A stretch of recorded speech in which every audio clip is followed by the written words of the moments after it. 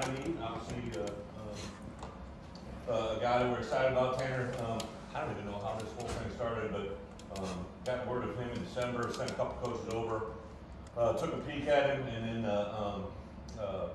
really kind of knew that he would draw a lot of attention. I think more people knew about him, so we've kind of kept it under wraps, and then brought him over in early January, multi-sport athlete, with ball and basketball, so I went over and visited with his family the last Sunday. We could go out on the road, present the opportunity to come over here and visit us on an official visit, presented the opportunity to have a scholarship from us, and that's where we ended up, right? So this is 8-man football, so if you count numbers, you're going to have a hard time finding 11, but a guy that really is a dynamic player in a lot of different ways on the football field, also just a lot of different sports. You see he has a lot of really good instincts, feet here, just a little thing, but see how he leads his left foot, right foot, never crosses over, right? So he temples the ball. A lot of times kids would cross over right here, get themselves in front, right? Cause a lot of damage. His body just naturally does a lot of instinctive things that a lot of people can't coach. So another good rep. He plays a little bit of corner, plays safety.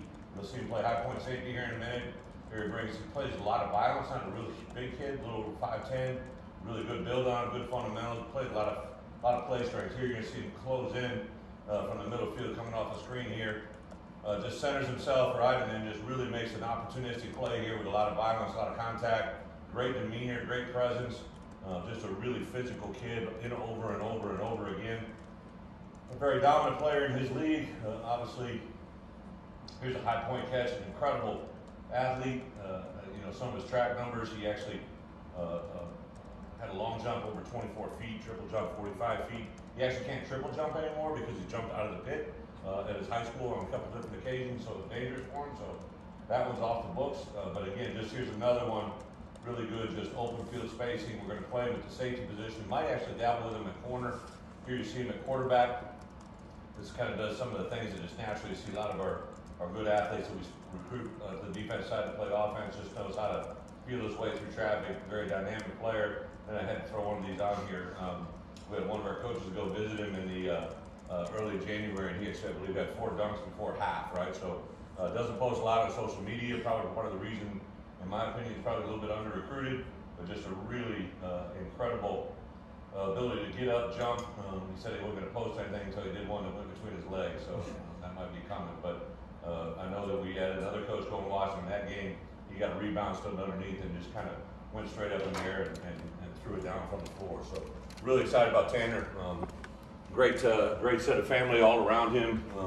Never have I signed an 8-man football player, and let alone I find 2 in the same class now with two guys coming in the same class. Kind of amazing. I signed a 9-man football, Chad Greenway, when I was at the University of Iowa. That very similar to Tanner, played a variety of different positions, and I think he later became the 14th or 15th pick to the Vikings. So I know this can turn out in a positive way. That concludes our signing class for this year.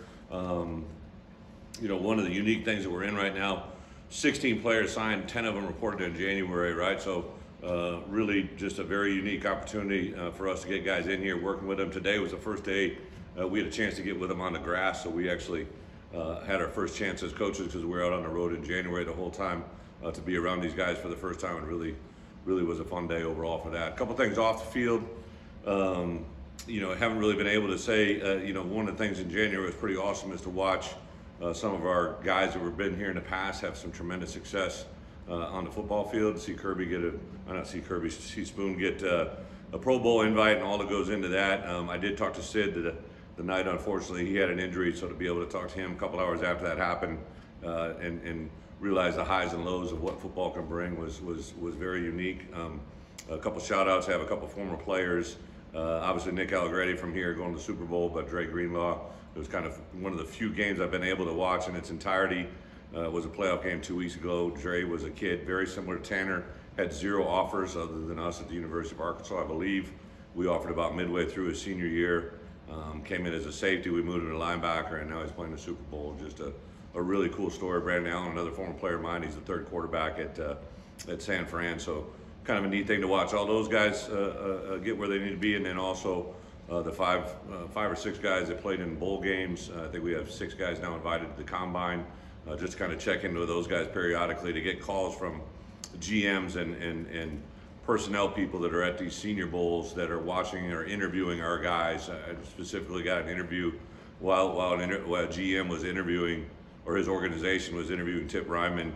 They literally reached out to me and said, is this as real as I feel it is? And I was like, it's even probably better than you think, right? So just, I think our guys portrayed themselves in a way that makes them very valuable to that next level. So obviously a couple staffing changes. Really kind of in January, we stayed really just focused on recruiting. There was a new recruiting rule that allowed us as coaches to go out and be on the road and see kids into schools that we've never been able to do before. I'd never been able to sit down with a junior.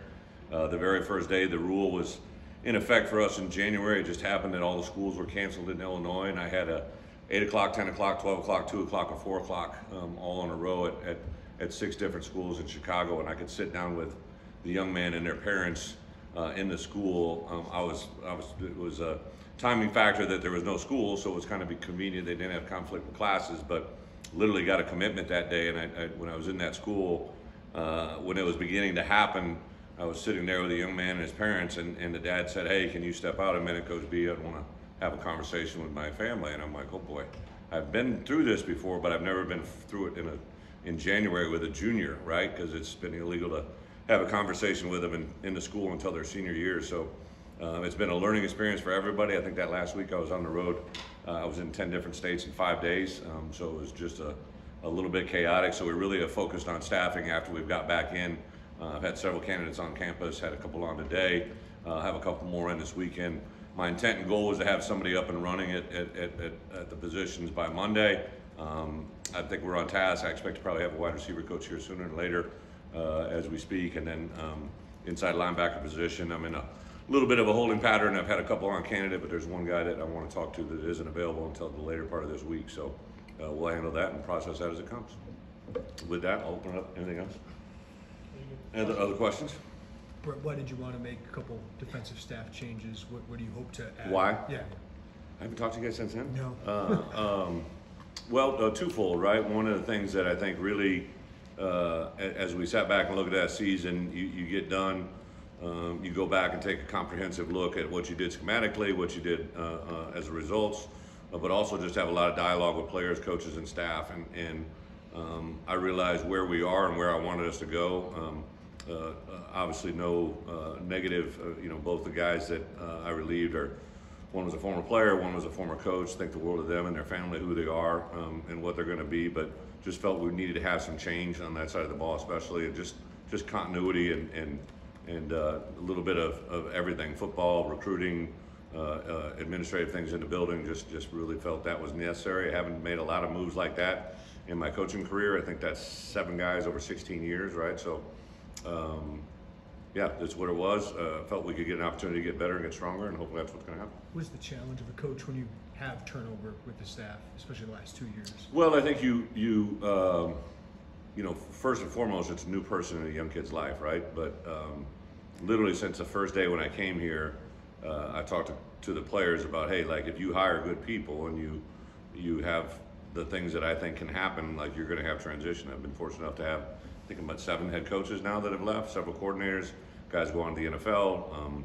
I got a call last week, 2 weeks ago, a running back coach that I used to have was hired into the NFL again, and that was, I believe he was my second or third running back coach that went to the NFL 4 in a row. So I think we brace the kids for it, but also understand, like, one of the things that is advantageous for them, if they have a chance and a dream to go on to the next level, you literally have a league that changes coaches on a weekly on a yearly basis, and the ability to learn and be instructed by coaches from multiple backgrounds is a good thing. But anytime you bring somebody new in the building, there's going to be obviously a change in the way they say things, do things, preach things, and that'll take a little bit of adjustment, but I don't think it's something you can't overcome. Coach, now that you got Western and Oregon, 2 LA schools, does it change the way a little bit of your recruiting now? I get the question, and it obviously changes in some capacity, but I really believe this, right? For us at Illinois, we're going to be based on what Illinois is, right? So we're going to focus in the state of Illinois. Everybody has a piece of Illinois. Really concentrate on some border states. I realize that some border states don't have a lot of prospects, and they also have strong home state programs. So but we do recruit any border state to Illinois. We've really done a lot in New Jersey, and we've done a lot in Florida. I would say that's a blueprint of what we are. I don't see that changing, but we've dabbled into California now. I think based on the outcomes of my hires here over the next week or 2 weeks, that could really open the doors. I've always been intrigued with Dallas because there's a direct flight here from Dallas to Illinois. And I think that is a venue that we could explore more than ever now that especially when we got kids going west or families going west to games. So yeah, it's going to change the dynamic at some point, but I don't think it changed a lot about what Illinois is. Bret, when we talked to you just at press conference right after the season, it didn't sound like you were making any coaching changes. Like, did you have a sense after you did? I just didn't broadcast it to you guys. I don't think that would be a very right. I just didn't know if it was something that more of an evaluation period after that. If you got the sense. I think I probably knew at some point, and the people involved I had those conversations with, right? But I really wanted to take a moment and just process where I was at, where I thought we needed to go, and that's when I made the moves. What can David do for Aaron, and then what can he bring to your defense? What can David Gibbs? Yeah, for Aaron, and then your defense as a whole. Yeah, so Gibby and I don't know the whole story of I literally met him my first week on the job as a linebacker coach at the University of Iowa. Myself and Bobby Elliott, God rest his soul, was no longer with us. We went on we took the defensive staff and we went to Kansas and Kansas State. At Kansas, went there and Glenn Mason was there. There was a guy by the name of Mike Hankwitz, was the defense coordinator, and he had a young DB coach by the name of David Gibbs. Then we went on from there and went to Kansas State and I had a conversation with those guys, which is where the first time I ever met Venables, and it's just crazy the people you meet back at that time and what they become now. So Gibby and I hit it off then, and then he, lo and behold, obviously comes into the state of Minnesota. I don't think he was the coordinator first when he got there. I think Hank had it, and then Hank left, and then Gibby became the D coordinator. I recruited Minneapolis and South Florida, which is where Gibby recruited, so we really began to talk a lot of football, be around each other. When I was at the University of Iowa and Hayden left, Glenn Mason offered me a job at the University of Minnesota under Gibby was D coordinator. He and I were real close. I almost took that job, but I stayed at Iowa until they named who they were going to name. That's when they named Kirk. Kirk kept me, so I never made that transition. But just kind of, he and I have been around each other for a long time, never worked together, but I followed his work. Obviously, he became the D coordinator at several different places, both Minnesota when they had a great defense, at Auburn, went in the league for whatever it was, 7, 8, 9 years. He and I had conversations about that. I had an opportunity early in my career to get a couple interviews in the NFL and really didn't pursue them hard because I just kind of listened to what he told me about that league. And so there's just a lot of things that tied into our relationship.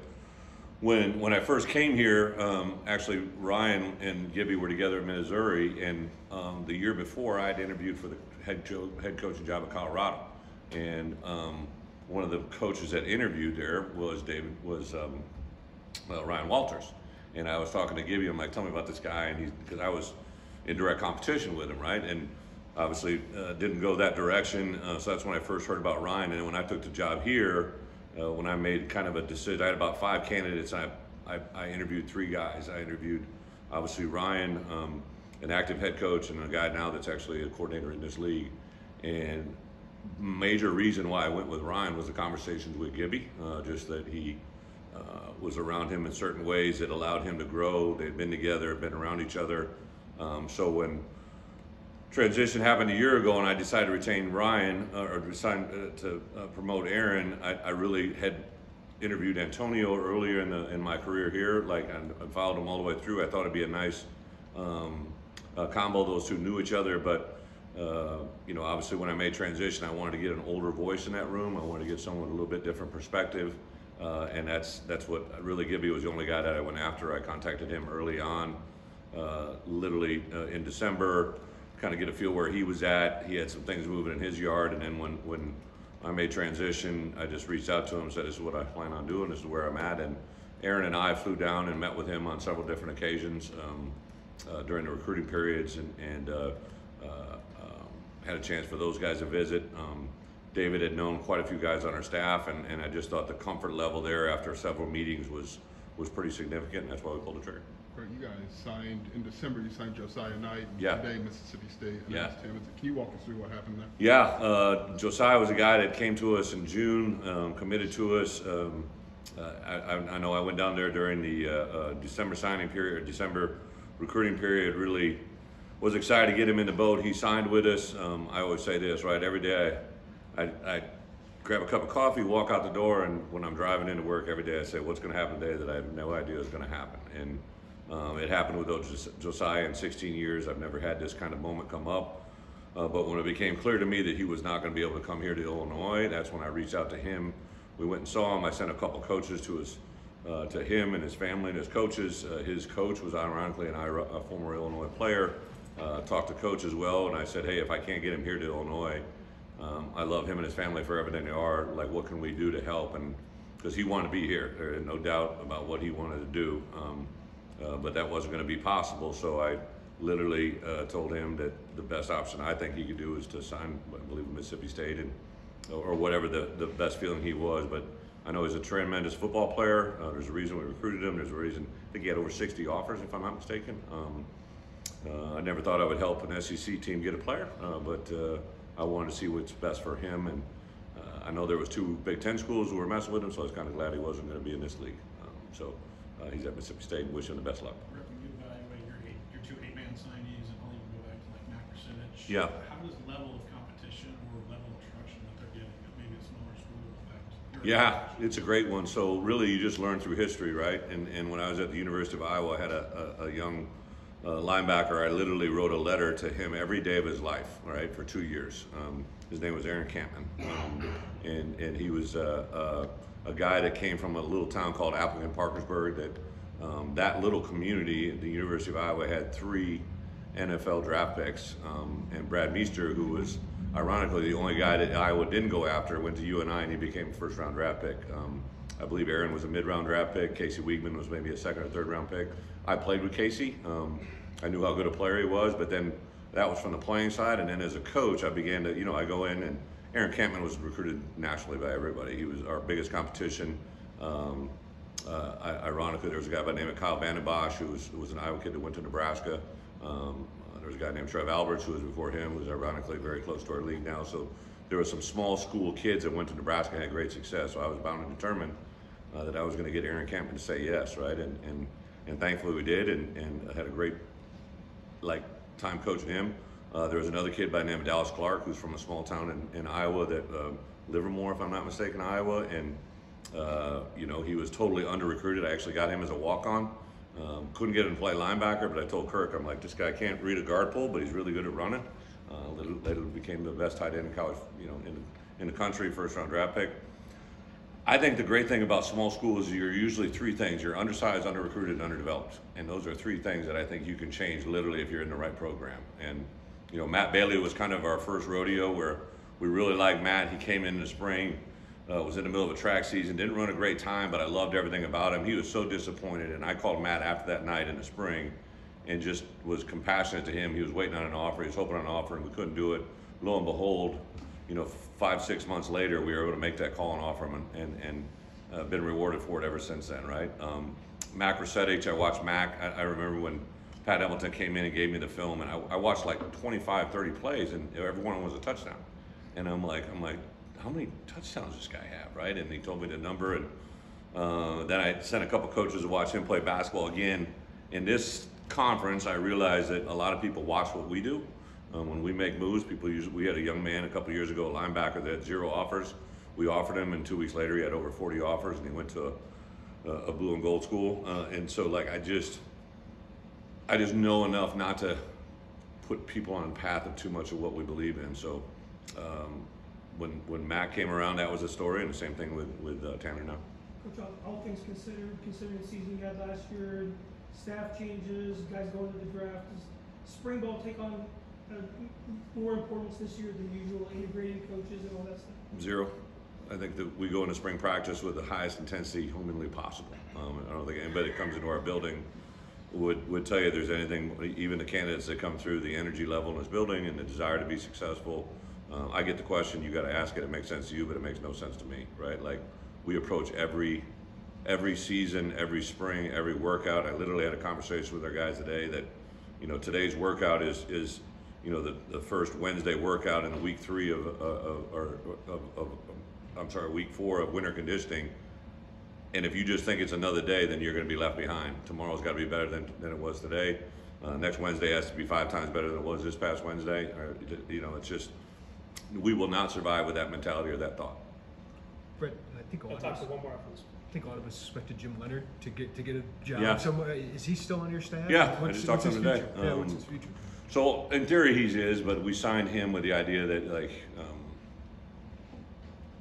if he wants to do this, then it would be open to come back to him. He and I have had a million conversations, not about the job, just like Jimmy's a guy that I just like bouncing things off of and where it's at. I don't want to get into his business, but you know, I think this, if he doesn't have the things he wants at a different level, a different than our level, what do I say? If you're not in college, right? Like, I think we would be back at it. He literally sent a report a couple weeks ago that was unbelievably detailed and great ideas and thoughts. I just reached out to him last night. I know he's got some irons in the fire. That's his business, but yeah, Jimmy's been awesome, a very gifted coach in a lot of ways. What are your thoughts on Finish up with this one. the current status of signing day? 10 years ago, first Wednesday in February was Yeah. everything. Now it's 5% of recruiting kind of thing, you know? Yeah. Do you want to see change? Do you want to see a shift in that? I want to do what's best for the game, right? And I really do believe the way this thing has evolved, right? So it used to be, this was the National Signing Day, right? And I was at the National Coaches Convention meeting in Nashville in early January, and there's a meeting they have that has all the head coaches at it. Myself and Ryan Day were the only 2 coaches there from the Big Ten, but it had a lot of coaches talking, right? And I made the assumption that everybody's signing day was like ours. It was kind of an anticlimactic. We recruit a certain type of kid. There probably aren't a lot of surprises. Obviously, you already asked about Josiah, so those things are going to pop up. But for the most part, I pretty much went to bed that night knowing who was going to sign tomorrow, unless we were going to get clubbed over the head with a billy club. Like it was going to be what it was, right? But I think there's a lot of places that, you know, you're dealing with decisions that young men are making that have tremendous impact on them and their families, right? Like, you can probably understand what I'm saying, right? And when you get into that world, there's some things that just, I remember Coach Fry telling me a story when he was at, I think at SMU. They used to let coaches go out on the road and you could be present while a kid was signing, right? And he talked about how, I think it was at SMU, they decided that to keep everybody from trying to steal their guys, they put them all in airplanes. And they flew them around from 8 o'clock. We would touch down in a hangar, fuel up, and take off and fly them around. Like, can you imagine that, right? Like, now Coach Fry could BS at the time, right? God rest him, I love him. But he said that's what happened. They literally flew in and landed in a hangar at 12:01, and they would all sign their scholarship papers, right? I don't think we want to go back to that, but I do think there is an element of recruiting that, like, once you say it, it should just be, you know what I mean? Like, maybe there's a grace period or whatever it is, but there's a lot of people that think, all right, like, if you're a sophomore or a junior and we offer you a scholarship, we can hand you papers, and if you want to sign it, it's done, right? I remember Mike used to say that, Mike Leach. I used to, you know, be in some meetings with him. I distinctly remember Coach Spurrier talking about it, right? And I don't know if we'll ever get to that point, but there has been some coaches that propose like a June, July signing date, which to me would make a lot of sense. But I also understand high school coaches are very much against it because they think kids will opt out of their senior years, right? So one of the first problems that creeped into college football that everybody wants to write about was guys opting out, right? Like, I remember at Illinois when we went to a bowl game a year ago, they never had players opt out. Well, it'd been in college football for about 10 years, but Illinois had never been to bowl game, so it wasn't a reality here, right? But like, that part I think is real. I do believe if kids sign before their senior year, they probably could have a percentage of guys. I'm not saying it's going to be half. I'm not saying it's 25, but there might be 10, 20% of the most elite players in college, high school football. They got their NIL deals. They got their scholarship in hand. They're just going to say peace out, right? And so I don't know what the happy medium is. The part I like about the June, July is that now most kids make their decisions, and it would just, I think it would take a lot of pressure off them. I don't know how many coaches. I know I would say if a kid called me and said he signed with us and he's not going to play his senior year, I said, that's ridiculous. Go play, right? You get better at football by playing football. We have a young man, Tyshawn, that just literally came to us, right? And he tore his ACL this past year, right? In week 4 or 5, right? And I remember them calling us, obviously coaches, an alumnus as well, and they were worried I was going to pull the plug. And I'm like, you kidding me? Like, let us help you. Can we have the surgery here? We appealed to the NCAA and tried to get him to have the surgery here. Like, we don't push him away, we pull him in, but I'm not sure everybody would operate like that. Like, if I was, like, there's some programs like, wait a minute, he's injured, he's got an ACL, let's go see who else I can get. So I think that's just part of the game, but Robert, I wish I had a better answer. I do think an early signing period would help everybody, but if you could create some type of caveat that the kid's gotta, I don't think you can make a kid play, but like, that's the only element I don't see. And then the flip side of it would be if you sign a kid and there's a coaching change, right? Like we literally just had a coach leave college football to be a DC in the NFL, right? Like that's it. I know half just a somewhat bit, but like, he want to do that, it's his business, but like, that opens that portal for those guys for 30 days, right? It's just a very interesting time. Like, I you know, with my coaches, I've said it since I've got here, but it's so true. There has never been a time where recruiting your roster is more important than it is right now, right? So even though I'm the outside linebacker coach, or I'm the O-line coach, or I'm the tight ends coach, I want you to have a relationship with that kid on the other side of the ball, right? Because he may come to you in a moment of, hey, what do you think I should do, right? Maybe he's having an argument with his, or he's in a disagreement with his position coach, but somebody else can encourage him, right? Like, I'd be straight up real, right? Like, we had a number of transfers come in, and those transfers out there today working out are they're focused. Now for us, you know, we're not in the Cadillac business, you know, but like those guys are working. They're detailed. They're hungry. A lot of them came from smaller schools coming up, or were from a high level school that wasn't where they wanted to be. And every one of those guys talk about, since they've come into our building, how much they see we can help them, right? Like, and that's what makes me happy, because I know what we can do for those guys, and we're just extremely hungry, you know. I was a little not down, but just the January can get tiresome, right? But to watch our guys work out, you know, my wife, I was laying down Sunday night, and she's like, "Aren't you glad I don't have to get on a plane this week?" I'm like, so excited. She's like, "What time are you getting up?" I said 4:15. She's like, "Oh my God," right? Like, but that's what you needed. You need to come in and watch those guys work out, because that just bring your juices up, man. It's a really fun time in this sport. I think NIL is awesome. I think the early signing period is awesome. I think transfer opportunities for guys within reason. There's some things that bother you, right? Like, a kid right now can be a grad transfer and leave at any time. So in June and July, if he's graduated and you bring in a freshman that might be in front of him, and or something where somebody, you know, 2 weeks, they can literally go to your spring game. They could literally, some schools, he could go to your fall camp first meeting and transfer to a next school, your opening opponent the next day. Like, that's legal. Like, that's insanity. So there's some things that's got to get reeled in. Thank you, guys.